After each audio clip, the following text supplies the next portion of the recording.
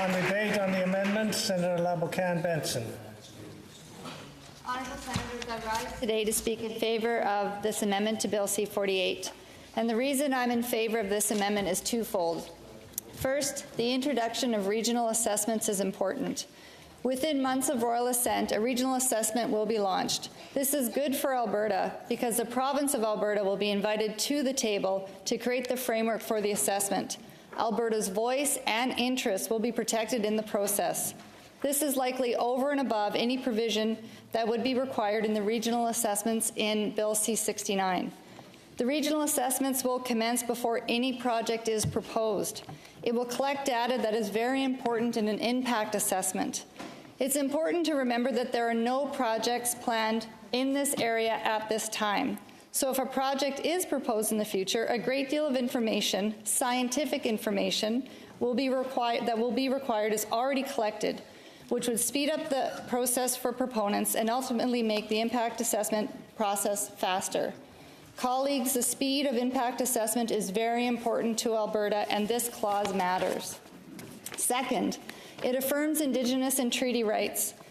This clause is first and foremost important to the Nisga'a people. It recognizes the modern treaty and right of the Nisga'a people to pursue economic development. It was a mistake in the development of this bill not to properly consult and accommodate the Nisga'a in the bill, and this amendment corrects this error. In fact, the president of the Nisga'a, Eva Clayton, wrote us all a letter, and I want to read parts of that letter into the record. The Nisga'a Nation is opposed to the imposition of a moratorium that would apply to the areas under our treaty. The bill flies in the face of principles of reconciliation, self-determination, and environmental management that lie at the heart of the Nisga'a Treaty. The Nisga'a Treaty was the first modern treaty in British Columbia. It was also the first treaty in Canada, and perhaps the world, to fully set out and constitutionally protect our right to self-government and our authority to make laws over our land and for our people. Under the Nisga'a Treaty, we have substantial rights over the Nass area, which encompasses over 26,000 square kilometres in northwestern British Columbia. We also own and have legislative jurisdiction over approximately 2,000 square kilometres of land in the Nass River Valley known as Nisga'a lands. Since the year 2000, our nation has the recognized and legal constitutional authority to conduct our own affairs.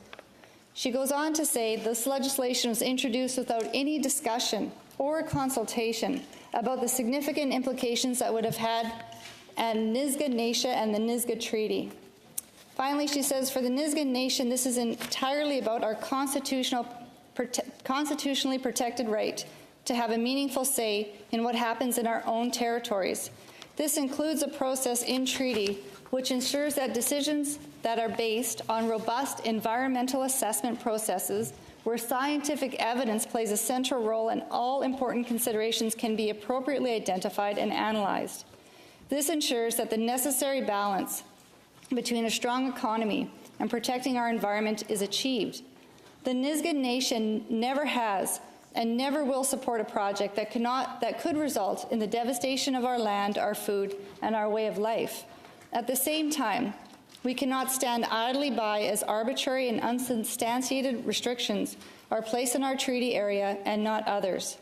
We regret that on this issue, which has such an immense implication to the Nisga'a Nation and to all Canadians, the government has proceeded without any meaningful accommodation for those with different views of Indigenous peoples who have the most to lose.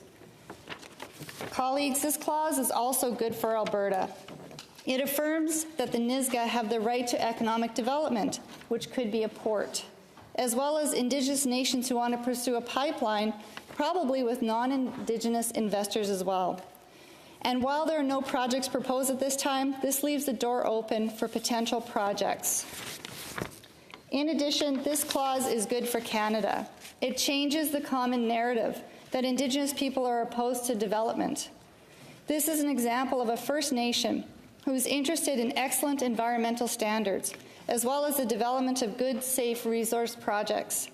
I would venture to say that this is what most Canadians want: projects that create jobs, stimulate the economy, while protecting the environment for our grandchildren's grandchildren. And finally, the clause connects with the announcement of the province of Alberta to create a $1 billion fund for Indigenous resource development. The province of Alberta is already trying to change that narrative about Indigenous people and its important work. I can foresee a future where Indigenous peoples are pursuing both pipelines and ports that will benefit the entire country while maintaining their traditional ways of life. Because, colleagues, it doesn't have to be one or the other. We can do both. Finally, honourable colleagues, I argue that a vote for this very thoughtful, compromise-seeking amendment in many ways is a vote for Alberta and for Indigenous peoples. Thank you.